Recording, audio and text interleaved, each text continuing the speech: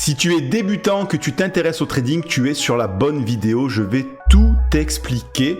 Tu vas comprendre à la fin de cette vidéo qu'est-ce qu'est le trading et en quoi ça peut te servir et exactement tous les petits rouages, toutes les petites choses que tu dois savoir. Alors on va partir de zéro et on va démarrer crescendo. Et si on n'a pas le temps dans cette vidéo de tout voir, eh ben, je te ferai d'autres vidéos de manière à ce que tu aies comme une formation gratuite qui va te permettre ensuite de pouvoir aller plus loin si tu le souhaites. Alors, on va voir la définition du trading. On va également voir les différents types d'actifs que tu peux trouver sur les marchés financiers. On va voir quels sont les différents intervenants. Par quoi commencer quand on débute et les risques liés au trading. Ensuite, t'inquiète pas, on va avancer crescendo de manière à ce que tu aies tous les éléments. Alors, le trading, c'est une activité financière qui consiste à acheter et vendre des actifs. D'ailleurs, le mot trading en anglais veut simplement dire commerce. Tu dois imaginer les marchés financiers comme le marché en fait que tu retrouves dans ta ville où tu vas retrouver tous les différents types de légumes et de fruits. Eh bien, sur les marchés financiers, c'est exactement la même chose, sauf que tu vas trouver des produits financiers. On va trouver des actions, des obligations, des devises. Donc les devises, c'est ni plus ni moins les monnaies qui sont utilisées, l'euro, le dollar et le franc suisse, etc., etc. On va retrouver des matières premières et on va retrouver des produits dérivés. Alors en 1, les actions. Qu'est-ce que les actions? Les actions, c'est ni plus ni moins un titre de propriété émis par une entreprise. C'est-à-dire comme si, par exemple, le maçon que tu connais du coin te proposait d'être associé dans son entreprise et il te dit « je te vends 10% de mes parts » puisque lui, il possède 100% a priori de son entreprise et il a décidé que tu sois associé avec lui à hauteur, par exemple, de 10% et tu vas lui donner de l'argent à la hauteur des 10% qu'il détient de son capital. Bien, les actions, c'est exactement ça et ça se négocie sur les marchés financiers puisque tu vas pouvoir retrouver toutes les plus grosses entreprises mais aussi bien des plus moyennes ou plus petites, donc les grandes on les connaît, c'est Apple, Microsoft, LVMH, etc. Enfin il y en a plein, l'EDF, il y en a plein, mais tu as aussi des moyennes et plus petites entreprises, on y reviendra plus tard. Donc tu l'as bien compris, en achetant une part d'action d'une entreprise, tu deviens actionnaire de celle-ci, donc tu possèdes un titre de propriété de cette entreprise. Tu dois imaginer ça comme un gros gâteau et toi, tu as pris une petite part de ce gâteau. Donc les actions, comme je te l'ai dit, sont négociées sur les marchés boursiers et leur prix fluctue en fonction de l'offre et de la demande. Les investisseurs peuvent acheter et vendre des actions en fonction de leur propre analyse de la situation. Ils peuvent se fier aux résultats financiers de l'entreprise, ils peuvent se fier aux perspectives économiques, de la conjoncture économique et puis également on a la partie analyse technique, c'est là-dessus bien souvent que les traders vont faire leur diagnostic. En tant qu'actionnaire, un investisseur peut bénéficier de deux types de rendements. 1, la plus-value et de 2, les dividendes. Les dividendes sont des versements d'une partie des bénéfices de l'entreprise. Imagine-toi être actionnaire d'Apple, sachant que Apple génère des milliards de bénéfices. Eh bien, en fonction du pourcentage que tu auras d'actions Apple, tu auras en parallèle un pourcentage des bénéfices qu'aura réalisé Apple. Quant à la plus-value, elle correspond à la différence entre le prix d'achat et le prix de vente. Typiquement, si tu achètes une action 100 $ et que avec le temps, l'action monte puisqu'il y a certaines entreprises qui sont perpétuellement en croissance, qui sont des grosses entreprises. Je reprends l'exemple d'Apple, de Microsoft. On voit que c'est des entreprises qui, sur le long terme, performent tout le temps.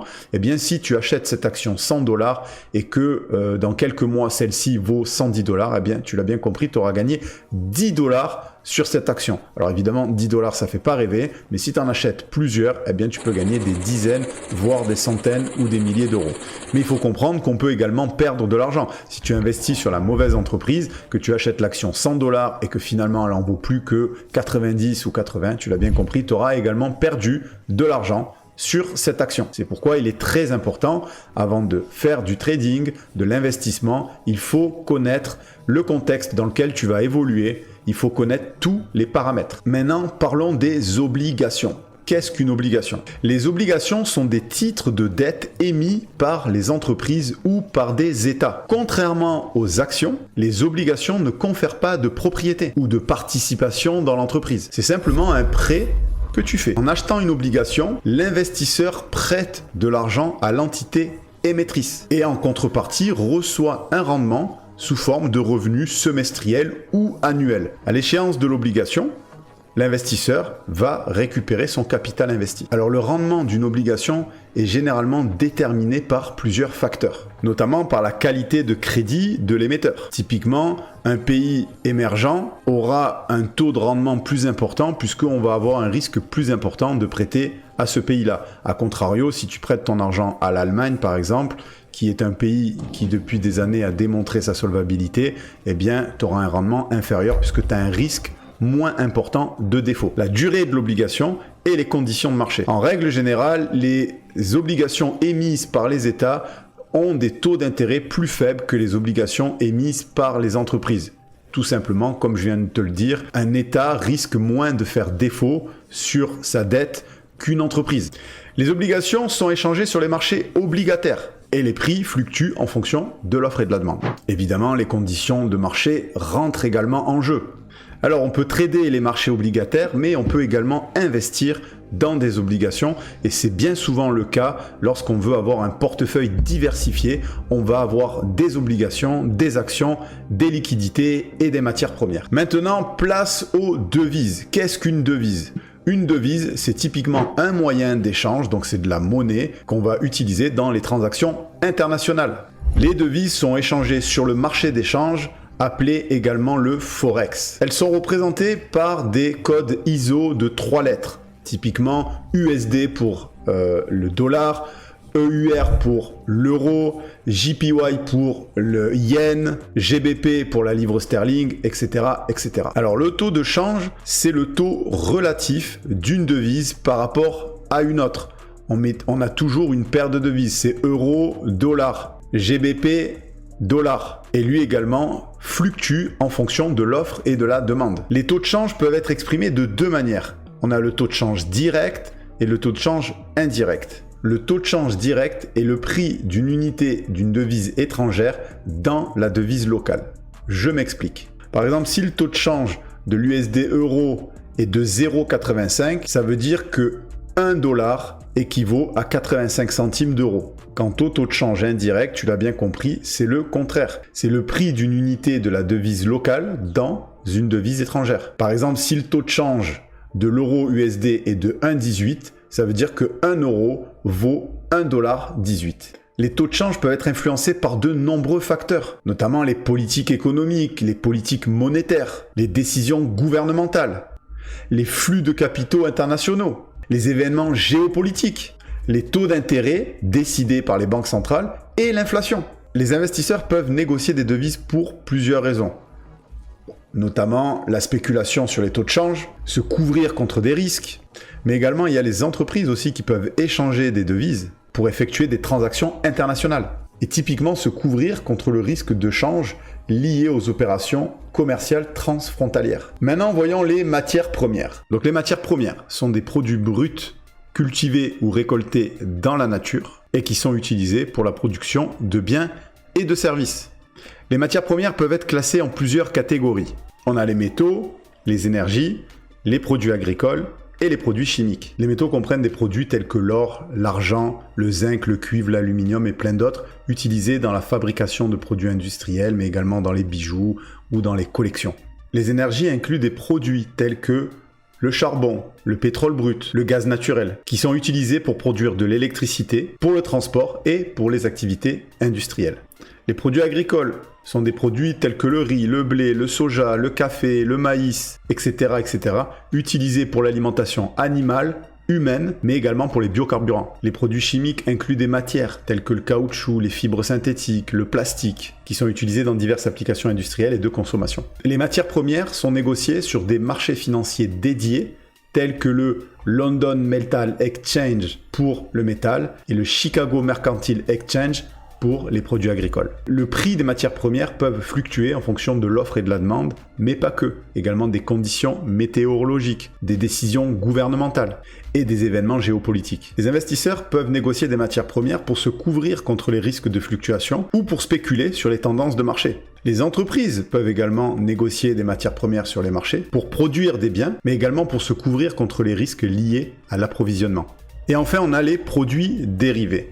Qu'est-ce que les produits dérivés ? Les produits dérivés sont des instruments financiers dont la valeur est dérivée d'un actif sous-jacent, tels que les actions, les obligations, les matières premières, les devises et les indices de marché. Il existe plusieurs types de produits dérivés, tels que les options, les contrats à terme, les swaps et les produits structurés. En voici quelques exemples. Les options sont des contrats qui donnent le droit, mais pas l'obligation, d'acheter ou de vendre un actif sous-jacent à un prix convenu à l'avance et à une date déterminée. Les contrats à terme sont des accords pour acheter ou vendre un actif sous-jacent à un prix convenu à l'avance à une date future spécifiée. Les swaps sont des contrats dans lesquels deux parties décident d'échanger des flux de trésorerie basés sur des instruments financiers différents, tels que les taux d'intérêt ou les devises. Les produits structurés, à eux, sont des combinaisons de produits financiers traditionnels tels que les options ou les obligations. On a également les CFD, pour contrats fort différence, qui sont des instruments financiers dérivés qui permettent de spéculer sur la variation des prix de l'actif sous-jacent sans réellement acheter ou vendre l'actif réel. Typiquement, en actif sous-jacent, vous avez les matières premières, les devises et les indices de marché. Maintenant qu'on a vu le contexte dans lequel on évolue, on va voir par quoi commencer quand on veut trader. Premièrement, il va vous falloir un ordinateur. Effectivement, je déconseille tout ce qui est tablette et téléphone portable. Il faut regarder les choses avec aisance. Donc il vous faut au minimum un ordinateur. Il vous faut également un logiciel. C'est une plateforme de trading. Vous allez sur Google, vous tapez logiciel de trading et vous verrez, il en existe des dizaines, si ce n'est pas des centaines. Par exemple, vous avez TradingView qui est très connu, vous avez ProRealTime, NinjaTrader, MT4, etc., etc. Il va vous falloir également un courtier. C'est un broker en anglais. Pareil, vous allez taper courtier trading sur Google, il va en sortir des centaines, voire des milliers. Je vous conseille même d'aller sur le site de l'AMF, qui est l'autorité des marchés financiers, dans lequel il liste tout un tas de brokers à éviter. Parce que malheureusement, il n'y a pas que des gens sérieux dans le domaine. Il y a plein de gens qui sont juste là pour vous escroquer. Donc ne prenez pas n'importe quel broker. Personnellement, si je peux vous recommander un broker, vous avez Interactive Broker qui est l'un des meilleurs au monde. Vous tapez son nom sur Google, vous verrez également les avis. Par contre, il est un petit peu cher entre guillemets, puisqu'il faut un certain capital pour pouvoir aller chez Interactive Broker. Mais il en existe d'autres. Vous avez WH Self Invest qui sont très bien. Vous avez IG, vous avez Philippe Capital, etc., etc. Alors il est important de savoir quand même qui sont les différents intervenants sur les marchés financiers. Tout d'abord, vous devez savoir que dans les marchés financiers, il s'échange chaque jour plus de 7000 milliards de dollars. C'est une somme extrêmement importante. Le marché d'échange, donc le Forex, selon le FMI, représente plus de 90% de tous les volumes journaliers. On a plus de 6000 milliards échangés sur le marché du Forex. Alors voyons maintenant la liste des différents intervenants sur les marchés financiers.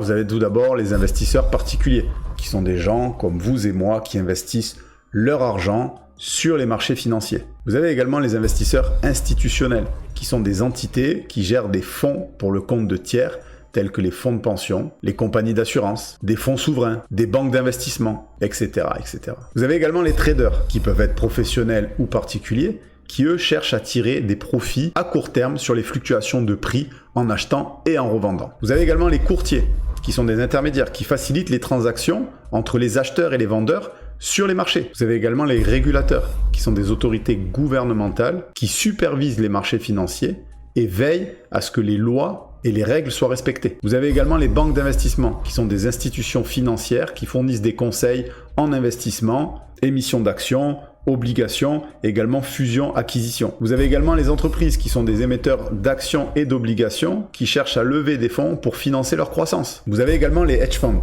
qui sont des fonds d'investissement privés qui cherchent à générer des rendements élevés en prenant des positions à la hausse ou à la baisse sur une très large gamme d'actifs financiers. Ils utilisent très souvent des méthodes de trading sophistiquées. Vous avez les fonds de private equity. Vous avez également les gestionnaires de portefeuille, qui sont des professionnels qui gèrent les portefeuilles d'investissement pour le compte de tiers. Ça peut être des particuliers, mais aussi des entreprises. Vous avez également les traders à haute fréquence. Ce sont des opérateurs qui utilisent les algorithmes informatiques pour acheter ou vendre des actifs en quelques millièmes de seconde. Ils vont prendre plein de positions qui vont leur faire gagner très peu, mais de manière très fréquente. Et il y a également les market makers. Ils sont là pour assurer la liquidité sur les marchés. Ils sont là pour favoriser les échanges. Sans eux, vous pourriez peut-être avoir besoin de revendre un actif et de l'autre côté, il n'y aurait personne pour acheter cet actif. Bien, grâce aux market makers, ils sont là, eux, pour acheter votre actif et pour trouver de l'autre côté